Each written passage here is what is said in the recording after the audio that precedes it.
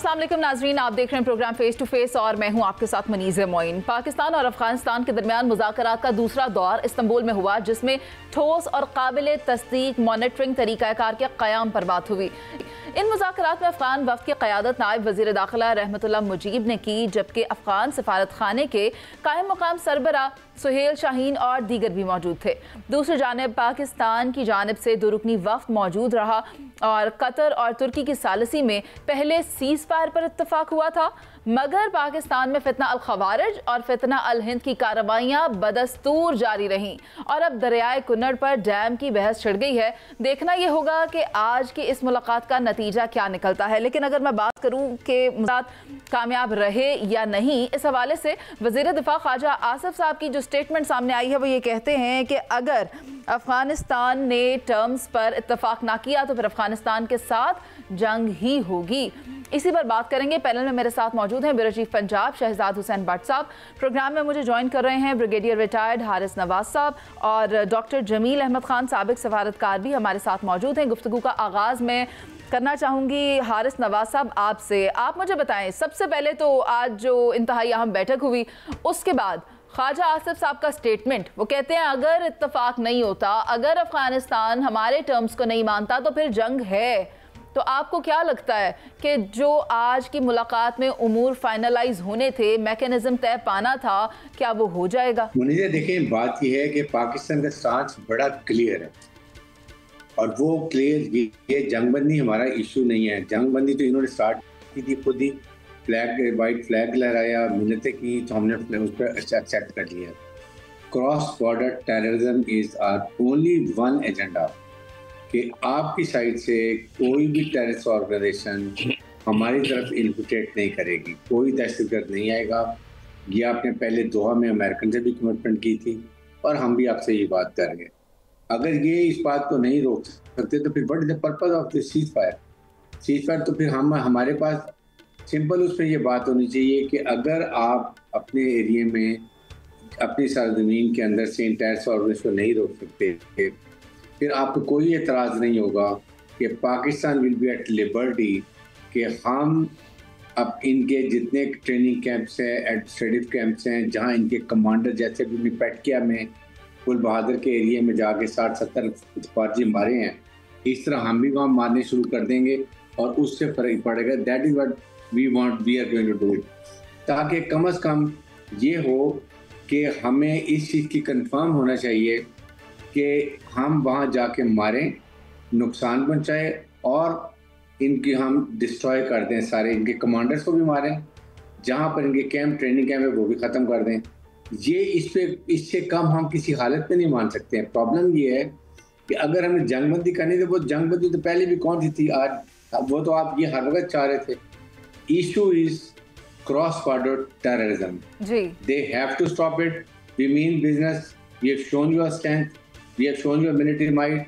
New normal जो हमने अब एस्टैब्लिश किया है, जो मुल्क भी हमारी तरफ अग्रेसिव, चाहे वो अटैक करे या ये दहशतगर्दों को भेजे, हम स्विफ्ट डिसाइसिव डिस्ट्रक्टिव एक्शन करेंगे और ये हमने डिसाइड किया हुआ। इसलिए बेहतर है कि उनकी हुकूमत खुद कंट्रोल करें। नहीं कर सकते हमें बता दें, विल डू इट। इन्होंने क्या कंट्रोल करना है हारिस नवाज साहब? इनसे कहा जाए कि आप तहरीके तालिबान पाकिस्तान को दहशतगर्द तंजीम करार दें, वो तो उस पर भी नहीं मानते।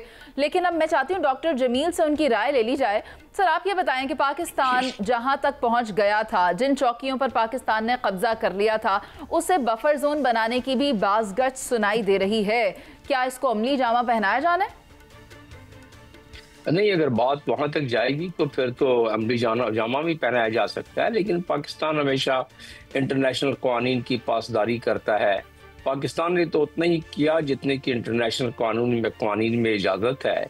और वो क्या है, जब अफगानिस्तान ने पाकिस्तान की टेरिटोरियल इंटेग्रिटी और सॉवरेनिटी को वायलेट किया, पाकिस्तान ने उसका जवाब दिया और पाकिस्तान मोतअद्दिद बार दोहा एग्रीमेंट के बाद से लेके 2021 से लेके अब तक कहता आया है कि आपके पास ये जो पॉकेट्स हैं, टेररिस्ट ग्रुप जहां से ऑपरेट हो रहे हैं, उनको कंट्रोल कर लें। उसके अलावा तो कोई पाकिस्तान ने और बात नहीं की। और पाकिस्तान ने जो बात की, ये वही बात है जो अक़वाम मुत्तहिदा की मॉनिटरिंग टीम सिक्योरिटी काउंसिल की उसने यही तो रिपोर्ट दी है और इस रिपोर्ट को फिर सबमिट किया गया है सिक्योरिटी काउंसिल में। एक नहीं 3 मरतबा सबमिट किया गया है अपडेट करके, और उसमें टीटीपी का जिक्र है, बाकी भी दहशतगर्द तंजीमें हैं उनका जिक्र है। लेकिन आप देखें कि जितने भी राउंड अफगानिस्तान तालिबान के साथ इंक्लूडिंग मॉस्को फॉर्मेट और उसके बाद उससे पहले जितने ट्राइलेटरल एंड क्वाड्रिलेटरल मीटिंग्स हुई हैं तालिबान के साथ, तालिबान ने हमेशा यही कहा है कि हमारे सरजमीन पर कोई किसी किस्म की दहशतगर्द का ग्रुप है ही नहीं।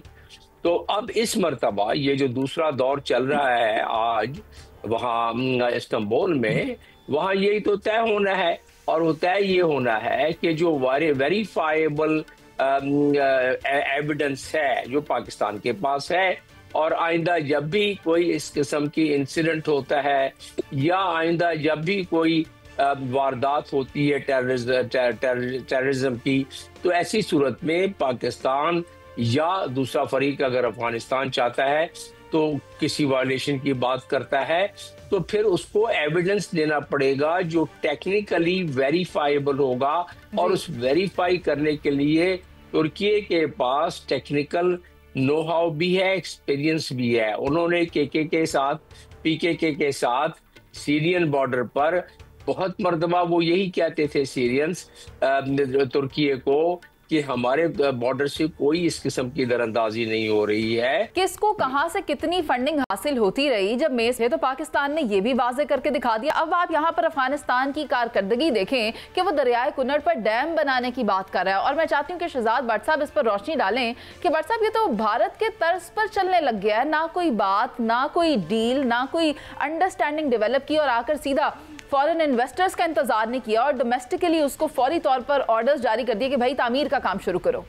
बिल्कुल दुरुस्त फरमा रही हैं मुनीज़ मोइन साहिबा आप। लेकिन सबसे पहले मैं आपको ये बता दूं कि मार्का हक में जिल्लत अमेज शिकस्त के बाद भारत ने अफगान तालिबान के जरिए आबी जहारियत को हथियार बनाना शुरू कर दिया, और 1 अरब अमरीकी डॉलर का अभी आपने लफ्ज़ जो बोला वो भी बिल्कुल मुसद्दका है, क्योंकि भारत की जानब से तालिबान रजीम को 1 अरब डॉलर अमरीकी डॉलर की माली इमदाद की पेशकश की गई है। और ये बात जो है ये तालिबान दरियाए कुन्नड़ पर वहाँ पर भारतीय हुकूमत के तावन से डैम जो तमीर करने की बात आप कर रही हैं, ये बिल्कुल दुरुस्त बात है। और ये हम वो जर्नलिस्ट नहीं हैं जो भारत की तरह बेपरखी उड़ा दे। ये आप इंडिया टुडे की 24 अक्टूबर 2025 की जो रिपोर्ट शाया हुई है उसमें भी वाज़ेह तौर पर यही लिखा गया है कि भारत का अब मंसूबा क्या है, भारत अब चाहता क्या है। भारत अफगान मंसूबे का हदफ पाकिस्तान की आबी जारियत को कंट्रोल करना है, और इससे पहले भी वो सिंध तास मुआहिदा जो है उसको भी वो बिल्कुल रद्द कर चुका है। बैनुल-अक़वामी सारे उसने मुआहिदे तहस नहस करके बदमाशी मोदी ने अपनी सीधी कर दी है। अब बात ये है, आपके सवाल की तरफ आता हूँ, दरियाए काबल से जो आप बात कर रही हैं, पाकिस्तान को सालाना 16.5 यानी 16.5 मिलियन एकड़ फुट पानी हासिल होता है। ये बहुत अहम बात है इस दरियाए काबुल से। और पेशावर, चार सदा, नौशहरा जैसे अजला जो है वहाँ गंदम, मकई और गन्ने की पैदावार बराह रास्त इसी पर मुनहसर है।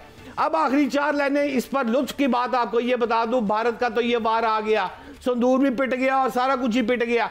अब ये पॉइंट भी इसका पिटने वाला है। वो कैसे? क्योंकि पाकिस्तान ने, मेरी इंफॉर्मेशन के मुताबिक खबर दे रहा हूं कि पाकिस्तान ने पूरी हिकमत अमली तैयार कर ली है, और इसके हवाले से चित्राल प्रोजेक्ट पर पाकिस्तान ने फैसला किया आबी जहारियत के मंसूबे को इस तरह खाक में मिला रहा है, और इस मंसूबे से 2453 मेगावाट साफ और पानी जो है वो तवानाई हासिल की जा रही है। असल में हो ये रहा है कि इस हिकमत अमली जो भारत की है इसके जवाब में हम इस तरह आ रहे हैं कि हम उससे पहले ही दरिया काबुल से एक चीज़ निकालेंगे जो कि चित्राल प्रोजेक्ट होगा। इस प्रोजेक्ट के जरिए भारत जो है ये मंसूबा $1 बिलियन हो या $10 बिलियन हो, मुनीज़ मोइन साहिबा, ये मंसूबा काबुल पर, दरिया काबुल पर बनना नहीं है। लेकिन आपकी इजाज़त से मैं सीधा चलता हूँ सफ़ीर पाकिस्तान अहमद खान साहब, जो कि एक बहुत नामवर शख्सियत है, काबिल एहतराम साहब, मैं आपसे ये जानना चाहता हूँ कि ये मोतबर ज़राए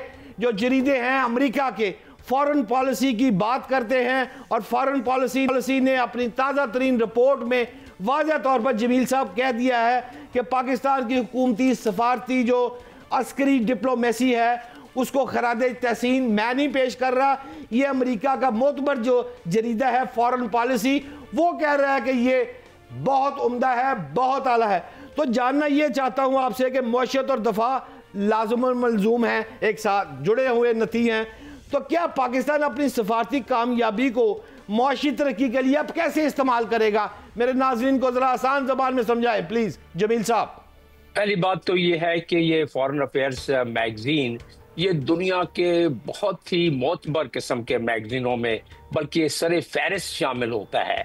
और दूसरी बात यह है कि दुनिया के डिप्लोमेट्स, दुनिया की तमाम कौमें इसको बड़ी सीरियसली पढ़ती हैं और सीरियसली इस पे ट्रस्ट करती हैं।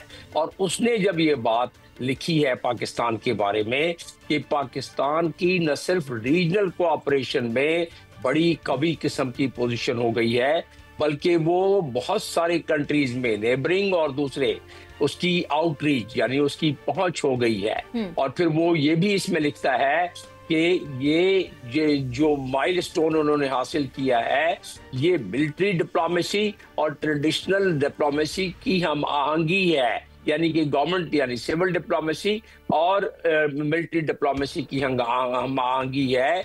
और जिसकी और फील्ड मार्शल आसिफ मुनीर साहब की खास तौर पर उन्होंने लिखा कि उनकी मुलाकात जो डोनाल्ड ट्रंप और उनके जो उन्होंने इम्प्रेशन छोड़ा हुआ है अमेरिका पर, उसकी वजह से पाकिस्तान का ट्रेजेक्टरी, पाकिस्तान की फॉरेन पॉलिसी की ट्रेजेक्टरी बामो उरूज पर है। और जिसके वजह से अब आपके सवाल का जवाब इसमें से मिल जाता है, जो फॉरेन अफेयर्स मैगजीन ने लिखा है कि जिसकी वजह से उनकी मईशत सही राह पर गामजन न सिर्फ हो रही है बल्कि आगे जाके उसको दवाम और तक़वियत मिलेगी। और फिर उसी में लिखता है कि वो सऊदी अरब से जो डिफेंस पैक्ट हुआ है, जो तुर्की से, जो मलेशिया से, जो बाकी मुल्कों से उनके एग्रीमेंट हो रहे हैं, वो इसी बात का शाखसाना है कि इनकी ट्रेजेक्टरी फॉरेन अफेयर्स में इन पे पहली मर्तबा इतनी उड़ान इसने पकड़ी है। जी ठीक है डॉक्टर जमील, आप हमारे साथ ही मौजूद रहिएगा और ब्रिगेडियर हारिस नवाब भी अमन की यकीन दहानी करवानी होगी पाकिस्तान को कि उसकी सरजमीन पाकिस्तान में बदअमनी के लिए इस्तेमाल नहीं होगी, इसीलिए ये दूसरी बैठक हो रही है। लेकिन इसके साथ साथ अभी हमें एक ब्रेक पर जाना है, जिसके बाद वापस आकर बात करनी है कि क्या भारत ऑपरेशन सिंदूर .2 का आगाज करने जा रहा है, भारत के अगले अज़ाइम क्या हैं, भारत की जानिब से जो नोटम जारी किया गया है उससे वो क्या मैसेज देना चाह रहा है या क्या हासिल करना चाह रहा है। तफसीली तौर पर इस पर बात करेंगे नाज़रीन, लेकिन एक ब्रेक के बाद आप हमारे साथ मौजूद रहिए।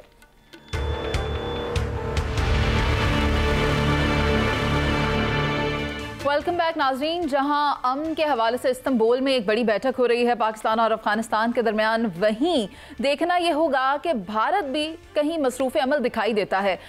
भारत की जानिब से एक नोटम जारी किया जाता है जिसमें यह कहा गया है कि 30 अक्टूबर से 10 नवंबर तक भारत की जानिब से ट्राई सर्विसेज एक्सरसाइज की जाएगी, यानी उसके अंदर भारत की नेवी भी होगी, एयरफोर्स भी होगी और आर्मी भी होगी, और वहाँ उनकी जानिब से कोई मशकें की जाएंगी। और जो एरियाज़ बताए जा रहे हैं जहाँ ये मशकें होनी है, जिसका मैप जारी किया गया है, उसमें भिम्बर, जोधपुर और राजकोट के एरियाज दिखाई दे रहे हैं। ये दुनिया को मैसेज देने की कोशिश की जा रही है कि यहाँ पर हमारी फोर्सेस एक्सरसाइज कर रही हैं। जबकि दूसरी जानिब नवंबर के पहले हफ्ते के अंदर ही इलेक्शंस भी होने जा रहे हैं इंडिया में, और वही जो भारत का हमेशा से एजेंडा रहा है जिसे वो बेचकर अपने इंतखाबात में अपनी फतह को यकीनी बनाते हैं, वो है एंटी पाकिस्तान। तो ब्रिगेडियर रिटायर्ड हारिस नवाज साहब क्योंकि मेरे साथ मौजूद हैं, मैं चाहूंगी इस पर उनकी एक्सपर्ट ओपिनियन ले ली जाए। सर आप मुझे बताएं, आप भी देखें, एक जानिब इंतखाबात हैं तो दूसरी जानिब इन्होंने अपनी बॉर्डर के साथ एक्सरसाइजेस शुरू कर दी हैं। क्या ये एक बार फिर हमें इनकी ज़बान में अगर कहा जाए तो कोई चेतावनी देने की कोशिश कर रहे हैं, या ये अपना सबक भूल गए हैं जो उनको पाकिस्तान ने सिखाया था? क्यों की जा रही हैं ये एक्सरसाइजेस? देखिए मुनीदी, प्रॉब्लम ये है कि नंबर 1 अगमार के हक में जितना मुँह काला हुआ, इनकी बेइज्जती हुई। फिर नंबर 2 उसके बाद जो इन्होंने प्रॉक्सी ये इस्तेमाल की हैं, फिर हिंदुस्तान से फारिग, फिर ये अफगानिस्तान तालिबान रजीम जो है अफगान की, उनमें जो इनका बेइज्जती हुई, ये फिर एक और इनकी इंसल्ट हुई, बहुत बुरी शिकस्त हुई। और अब तीसरी बात ये कि बिहार इलेक्शन हैं, ये जो कश्मीर में एक्सरसाइज कर रहे हैं, ये just to put pressure on Pakistan कि जी हम कुछ कर सकते हैं, बॉर्डर के नज़दीक एक्सरसाइज करेंगे। इसका मतलब ये कि कॉन्संट्रेशन ऑफ ट्रुप्स होगी, we have take all precautionary measures, जो हमने पहले से सारी कॉन्टीजेंसी ली हुई हैं। We are 24 hour alerts, be very clear. Indian public का एतमाद इनके ऊपर से उठ गया है, दे डोंट ट्रस्ट दैम। इसलिए वहाँ के moderate even majority of Hindus जो हैं अब समझ गए हैं कि ये हर दफ़ा पाकिस्तान को फॉल्स फ्लैग में इन्वॉल्व करते हैं, अटेंशन डाइवर्ट करते हैं इलेक्शन के लिए। अभी आप देखेंगे बिहार इलेक्शन का क्या हाल होगा, कि बुरी तरह इनको मार पड़ेगी। और ये जो करते हैं कि they principally they have to inform the government of Pakistan कि हम बॉर्डर के ऊपर ये एक्सरसाइज कर रहे हैं, हम इस एरिया में रहेंगे, इतना बॉर्डर से पीछे होंगे, ये नंबर ऑफ ट्रुप्स होंगी, एंड ये हमारा प्लान, इतने दिन की जरूरी एक्सरसाइज है। ये भी देखना है कि इन्फॉर्म करते हैं कि नहीं करते, बट वी नो इनकी एक एक मूव जो मार के हक में थी, लेट मी टेल यू, एक एक मूव वो हमें सारी पता होती थी। लाइकवाइज अभी भी इसी तरह ही है कि हम इनको एक एक चीज का हमें पता होता है कि ये कहाँ पर इनकी मूवमेंट हो रही है, अगली मूवमेंट्स क्या है इनकी, यू ऑल नो। इसलिए कोई ऐसी बात नहीं है परेशानी की। ठीक है शहजाद हुसैन भट्ट साहब, अगर आप ये नॉटम की अगर हम जो बात कर रहे हैं आप इसे देखें, आपको क्या लगता है कि ऑपरेशन सिंदूर 2.0 का आगाज हो गया है? क्या भारत ने एक बार फिर से कमबैक कर लिया है? क्या पाकिस्तान को टफ टाइम देने के लिए तैयार हुआ है? देखिए, दुरुस्त फरमा रही है मुनीज़े, पाकिस्तान को टफ टाइम इसने देना है। वो तो वाज़िया तौर पर आसिम मुनीर साहब ने पैगाम दे चुके हैं कि कोई भी गलती की तो ऐसा जवाब मिलेगा कि भारत की नस्लें याद रखेंगी। लेकिन असल बात जो अभी ब्रिगेडियर साहब फरमा रहे तो बड़ी अहम थी कि भारतीय आवाम का एतमाद जो है वो उठ चुका है इस वक्त मोदी के ऊपर से, क्योंकि भारत जो है वो मोदी को अगले माह बाहर इलेक्शन में सख्त मुकाबले का मुनीज़े सामना है। और इसमें आप अगर आप गौर करेंगी तो बाहर में रियासती असम्बली की जो नशिस्तें हैं वो 243 243 नशिस्तें हैं, और ये 6 और 11 तारीख को अगले महीने नवंबर की इलेक्शन होना और 14 को इसका रिजल्ट आ जाना है। अब ये बड़ा अहम बात है ये 14 को जो रिजल्ट आना है, क्योंकि रियासत बाहर जो है वो 13 करोड़ से जायद आबादी की तीसरी बड़ी और मुल्क की गरीब तरीन भारत की रियासतों में से एक है। यानी कि बाहर इलेक्शन जो है वो टर्निंग पॉइंट है, क्योंकि चंद माह बाद ही इस इलेक्शन के असम में, मगरबी बंगाल में, तमिलनाडु में, इन सारी जगहों पे इलेक्शन होना है। तो ये एक सीक्वेंस चल रहा है ऐसा कि अगर बाहर में अगर इसको शिकस्त फाश होती है तो फिर ये बाकी भी मोदी का जवाल जो है वो डे बाय डे आना शुरू हो जाएगा। और मैं तो खैर कोई कमेंट नहीं करता, राहुल गांधी साहब कह रहे हैं, वो कह रहा है कि बकौल राहुल गांधी के मोदी ने धांधली और वोट चोरी करने के बावजूद 543 नशिस्तों में से 293 पर सिर्फ काबूज हो सका। ये राहुल गांधी भी इल्ज़ाम लगा रहा है मोदी पर। और मुझे आखिरी 2 लाइनें अगर आप मुझे इजाज़त दें तो मैं तो सिर्फ यही कहना चाहूँगा कि पहलगाम का ड्रामा और फिर ऑपरेशन सिंदूर का ड्रामा, ये सारे ड्रामे जो है ना ये भारत कर रहा है, ये सिर्फ और सिर्फ बाहर और अपनी कुर्सी को बचाने के लिए कर रहा है। अब भी ये कह रहा है कि मैं सिंदूर माथे पे लगा के फिर आऊँगा। ओ यार, ना इसने आना है ना इसने जाना है, इसके जाने की औकात चीफ फील्ड मार्शल साहब ने मुका दिया कहानी।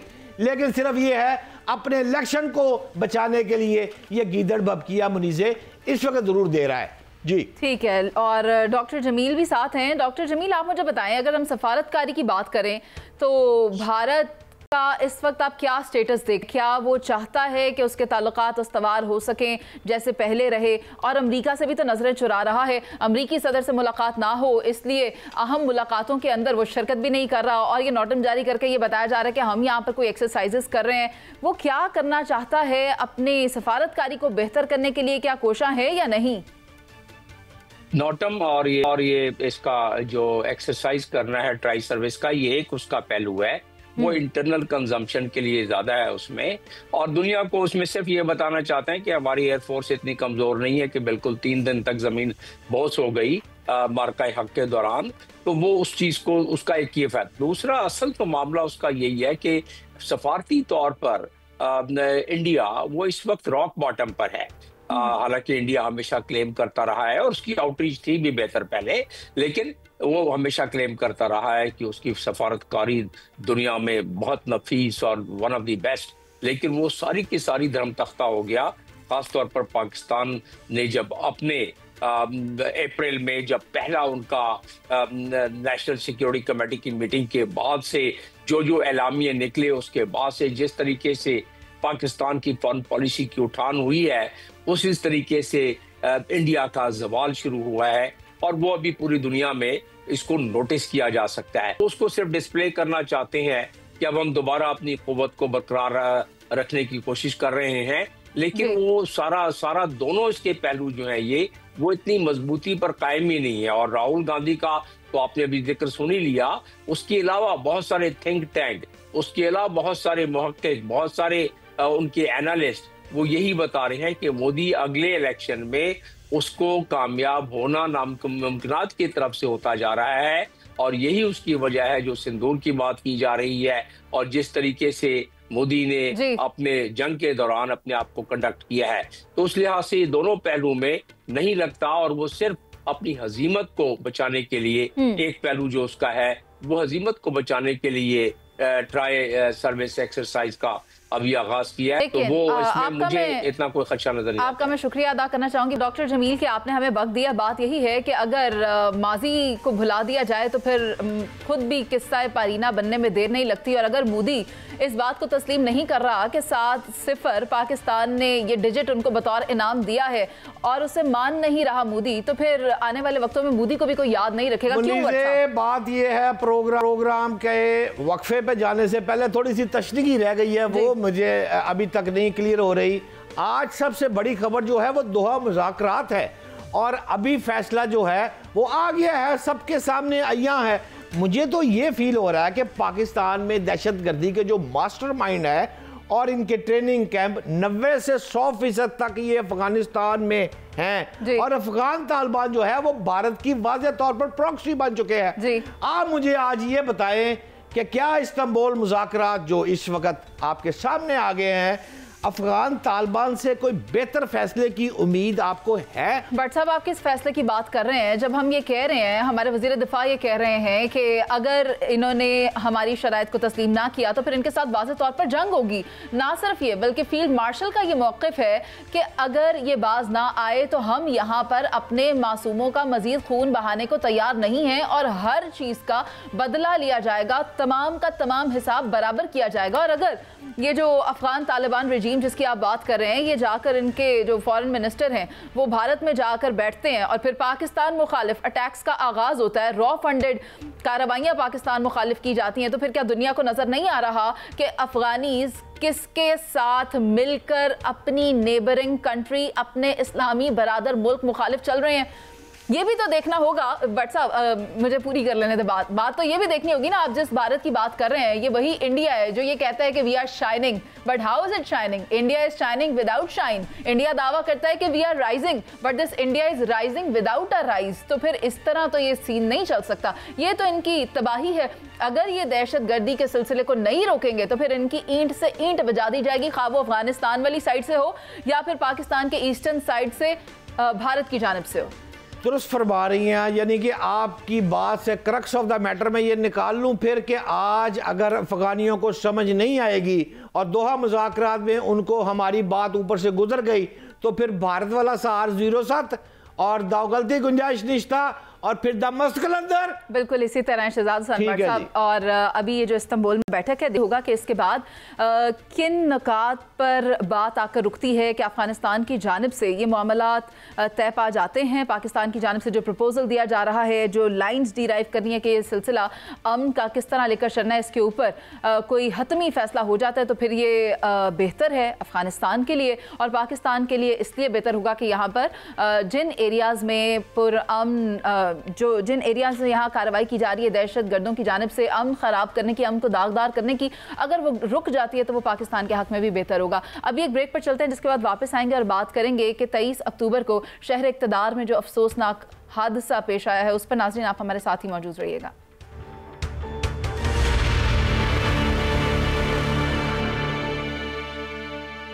हम फ़कीरों को कभी रास ना आया वरना हमने पाया था मुक़द्दर तो सिकंदर जैसा। ये शेर मुझे 23 अक्टूबर के सानहे की मुनासिबत से याद है जब SP अदील अकबर की ख़ुदकुशी का वाक़या रिपोर्ट हुआ। मीडिया पर जब ये वाक़या आया तो उस पर कई कयास आराइयाँ होने लगी कि 2 मरतबा कॉम्पिटिटिव एग्ज़ाम्स यानी CSS का इम्तिहान पास करने वाला शख्स इस नहज पर कैसे पहुंचा कि उसने ख़ुदकुशी कर ली।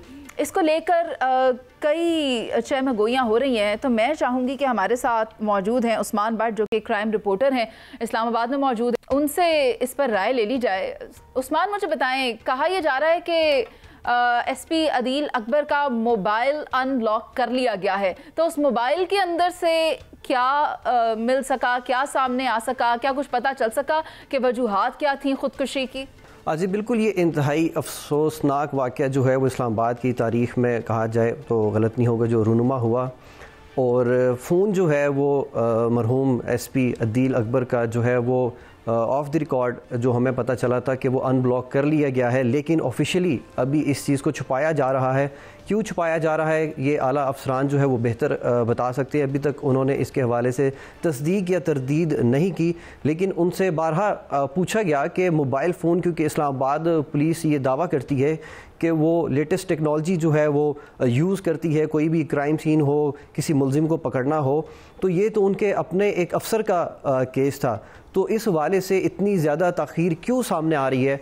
लेकिन जो हमारे सोर्सेज हैं उन्होंने हमें इस चीज़ को कन्फर्म किया है कि जो अदील अकबर हैं उनका मोबाइल फ़ोन जो है वो अनलॉक कर लिया गया है, और उसके हवाले से जो है वो कोई भी हम स्टेटमेंट नहीं देंगे, क्योंकि ऑफिशियली उन्होंने अभी इस चीज़ को जो है वो एक्सेप्ट नहीं किया और ना ही उन्होंने डिनाई किया है। जी ठीक है, यानी कि अनलॉक हो गया, इतनी तो खबर आ गई है, लेकिन क्योंकि इदारे को खुद चाहिए कि वो इस बात की तस्दीक करे या तरदीद करे कि उसमें से कौन से शवाहिद मौजूद हैं जो मिलते हैं या जो इस बात की कड़ी जुड़ती है कि ये खुदकुशी थी या फिर कोई और बात थी, तो वो अभी उनकी जानिब से कोई हतमी तौर पर स्टेटमेंट सामने नहीं आई। लेकिन शहजाद हुसैन भट्ट साहब हमारे साथ हैं। भट्ट साहब, आप देखें, SP अदील अकबर शहर इक़्तिदार में पोस्टिंग थी और उससे पहले भी कई अहम जगहों पर पोस्टिंग उनकी रही है। एक ऐसा कामयाब शख्स, बज़ाहिर कामयाब, जब उनके सोशल मीडिया हैंडल्स को देखा जाता है तो लगता है कि नहीं, कोई गड़बड़ तो थी, कहीं ना कहीं कोई ऐसी बात थी जो उनको रंजीदा किए हुए थी, अंदर से वो दुखी थे।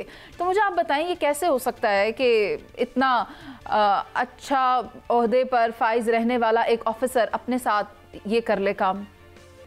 मुनीज़ मोइन साहिबा, जो आपने पहले शेर पढ़ा है उसकी फेसबुक पे जाकर, वो बड़ा उम्दा शेर था, उसमें एक पूरी लंबी तफसील कहानी समझने वालों के लिए आ गई है। लेकिन मैं जो गुफ्तगू करूँगा उसमें भी फिर मैं शेर से ही शुरू कर लेता हूँ कि फ़क़ा के मुझ गरीब को हयात का ये हुक्म है, समझ हर एक राज को मगर फ़रेब खाए जा। बात है SP अदील अकबर की खुदकुशी या हादसा है? जब किसी शख्स को मुनीज़े दीवार के साथ लगाया जाता है ना मुसलसल, तो वो फिर फटता है। अच्छा, मैं आपको पहले ये बता दूं कि ये जो अदील अकबर साहब है, इनका ताल्लुक पंजाब के साथ लाहौर, लाहौर के साथ गुजरावाला और गुजरावाला की तहसील कमोकी के साथ एक गांव है माड़ी ठाकरा।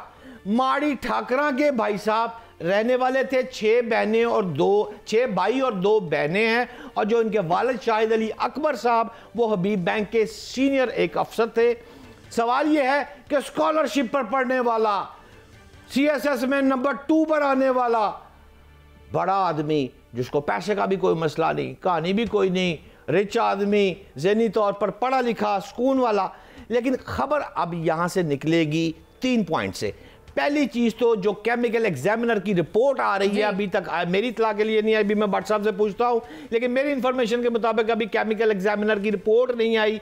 और दूसरा फोरेंसिक रिपोर्ट, बैलिस्टिक एक्सपर्ट की रिपोर्ट, ये सारी चीजें जो है ये सामने आएंगी तो बात खुलेगी। उस्मान साहब भट्ट हो और उसके पास अंदर की खबर ना हो, ये कैसे हो सकता है? ये सीधा बताएं कि गोली जो लगी वो कितनी दूर से लगी, और जो इसकी बैलिस्टिक एक्सपर्ट होती है जिसमें गोली के ग्रूज मुताबिकत रखते हैं कि कहां से फायर लगा, खुद मारा या बाहर से किसी ने मार दिया, क्योंकि शुबा यह भी किया जा रहा है कि यह कत्ल हो सकता है और उसमें कोई इस्लामाबाद के आला अफराद शामिल है।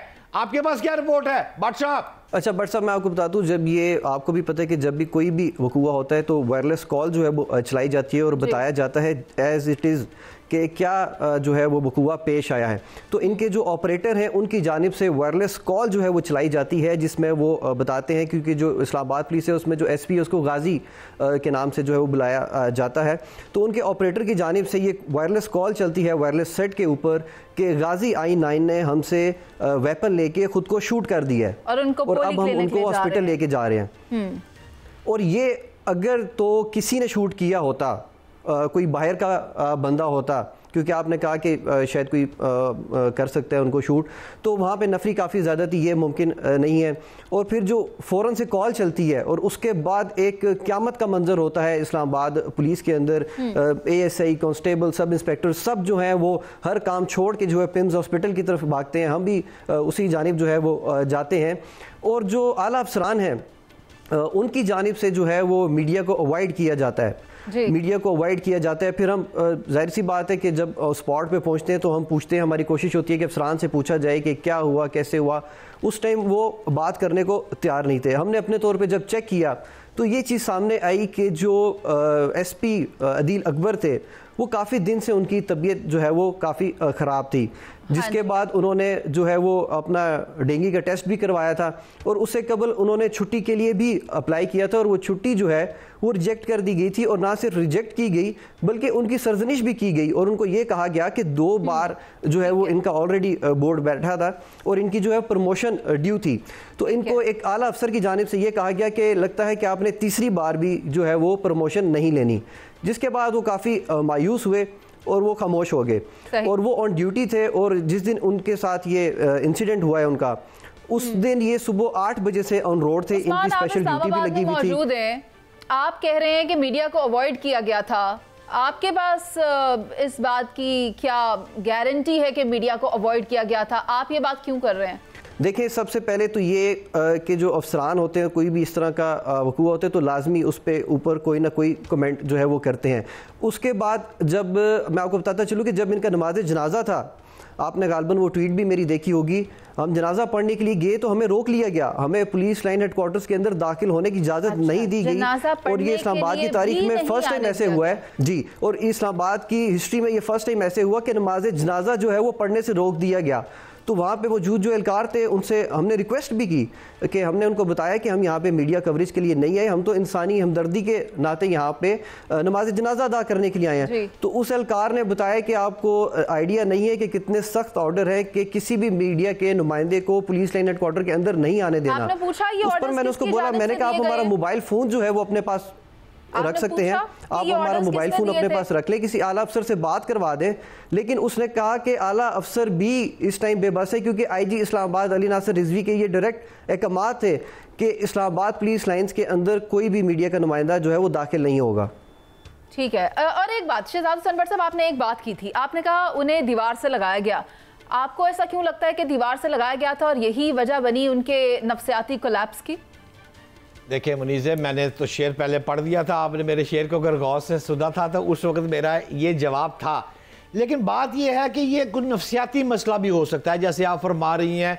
कोई घरेलू प्रेशर, तो मैंने जो तहकीक की है मुझे तो घरेलू प्रेशर नहीं आया। कोई बीवी से झगड़ा, कोई पैसे का रौला, कोई घर में फाके, बड़ा SP और उसके पास सारी मामलात। लेकिन मैं ये चाहूँगा कि ये जो काम अब मंतकी इंजाम की तरफ जा रहा है उस्मान भट्ट साहब, बात तो सीधी है कि अब देखना इस पिक्चर को इस अंदाज से चाहिए। बतौर मैं भी क्राइम रिपोर्टर आप ही की तरह हूं कि केमिकल एग्जामिनर रिपोर्ट क्या है, फोरेंसिक रिपोर्ट क्या है, बैलिस्टिक एक्सपर्ट रिपोर्ट क्या है, वो चीजें कोई हासिल होंगी तो ही पता चलेगा ना कि बात ऊंट किस करवट बैठ रहा है। कोई रिपोर्ट निकाली आपने? बट साहब, रिपोर्ट की आप बात करें, अलमिया ये है कि इस्लामाबाद पुलिस का एक SP जो है वो अपनी जान से जाता है। जो इस्लामाबाद की उस दिन की क्राइम डायरी जो बनाई जाती है उसमें उस हादसे का जिक्र ही नहीं किया जाता। तो आप यहाँ से अंदाज़ा लगा लें कि क्या जो रिपोर्ट आएगी वो उसके ऊपर यकीन किया जा सकता है या नहीं, क्योंकि जो क्राइम डायरी डेली बेसिस पे जनरेट की जाती है तमाम थानों की, उसके अंदर इस SP के वाक़े का जिक्र तक नहीं है। उसमें क्राइम नील शो किया गया है, उसमें यही बताया गया है कि क्राइम कमिट कुछ हुआ ही नहीं है इस्लामाबाद के अंदर। तो आपने जो बात की दूसरी कि आपको बताता चलूँ कि फुल ब्राइट स्कॉलरशिप इनकी हो चुकी थी, इन्होंने बैरून मुल्क जो है वो जाना था। और फिर एक और चीज़ मैं आपको बताता चलूँ कि एक इंसान होता है कोई गुस्से वाला, उसकी जो पर्सनैलिटी होती है वो अग्रेसिव होता है, इनकी तो मिजाज भी वैसा नहीं था। इनके जो अंडर काम करने वाले हैं जितने भी SHOs हैं वो सब परेशान हैं। हमने यहाँ पे देखे कि ब्लास्ट भी हुए, इस्लामाबाद पुलिस के हमारे जो भाई हैं वो शहीद भी हुए, लेकिन मैंने उनको कभी परेशान नहीं देखा, उनका मुराल हमेशा जो है वो हाई रहा। ये तो बिल्कुल सीधा ही हो गए हैं और ये कह रहे हैं ना जनाजे पढ़ने दिया गया, ना कहीं आने दिया गया, ना कहीं जाने दिया गया। मैं तो फिर आपसे मुनीज़ सीधा ही कहूंगा कि ये वज़ीर आला पंजाब साहब से आप भी दरखास्त करें, मैं भी दरखास्त करता हूं कि इसकी इंक्वायरी पुट अप करें। ये क्या कह रहा है मेरा रिपोर्टर, वो भी बात ठीक करें, लेकिन इसके ऊपर मैं अगर SP अदील अकबर का ही एक शेर करदा शेर सुना दूं तो वो ये है कि जो बातें पी गया था मैं, वो बातें खा गई मुझको। यानी कई वाकयात इस तरह के रहे या कई बातें माजी में इस तरह की रही कि वो इतने दिल बर्दाश्ता हो गए, या वो कुछ चीज़ें सहते रहे, कुछ फैसले उनकी मर्जी के नहीं थे, या उनकी जानिब से कई बार कुछ दरखास्तें कि इन्हें रद्द कर दिया गया। ये तमाम चीज़ें अपने आप में एक सवाल पैदा करती हैं। और वो ये भी अपनी सोशल मीडिया वॉल पर लिखते हैं कि कैद करता हूँ हसरतें दिल में, कैद करता हूँ हसरतें दिल में, फिर उन्हें खुदकुशी सिखाता हूँ। यानी कि कई ऐसी बातें हैं जो उनके साथ ही इस दुनिया से रुखसत हो गई हैं। लेकिन अब बात यह है कि इंसाफ तभी मिलेगा जब इन्वेस्टिगेशन बिल्कुल अनबाइस्ड तरीके से की जाएगी। लेकिन ऐसा लगता है कि इन्वेस्टिगेशन के लिए भी स्टाफ की कोई कमी है वहाँ पर, जो एक ही अफसर को कहा गया है कि आप यहाँ पर इंक्वायरी करें और इसकी पूरी रिपोर्ट तैयार करें। लेकिन देखते हैं कि आने वाले वक्त में जो इन्वेस्टिगेशन रिपोर्ट सामने आती है उसमें क्या हक़ाइक़ से पर्दा उठाया जाता है, क्या उन बातों को सामने लाया जाता है जो SP अदील अकबर अपनी सोशल मीडिया वॉल पर बगैर कहे कहते रहे। प्रोग्राम का वक्त खत्म हो गया, मुझे इजाज़त दीजिए, अल्लाह ने के बाद।